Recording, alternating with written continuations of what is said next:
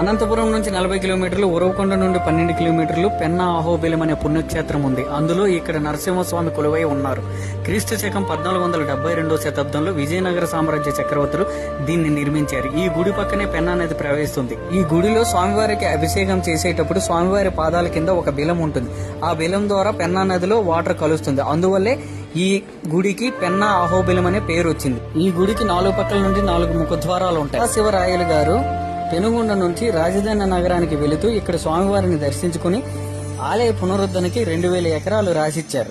ఆలయానికి కొంచెం దూరంలో నరసింహస్వామి విగ్రహం నిర్మించారు. ప్రహ్లాదుడు నరసింహస్వామిని కోరగా స్తంభాన్ని చీల్చుకుంటూ నరసింహస్వామి హిరణ్యకశిపుడిని హంతం చేసే సీన్ ని ఈ స్టాచ్యూ రూపంలో చిత్రీకరించారు. ఇక్కడ పెళ్లిళ్లు ఎక్కువగా జరుగుతూ ఉంటాయి. ఈ పుణ్యక్షేత్రాన్ని దర్శించుకోవడానికి వేల సంఖ్యలో జనాలు వస్తూ ఉంటారు. ఇక్కడ చుట్టుపక్కల ప్రదేశాలు చాలా బాగుంటాయి.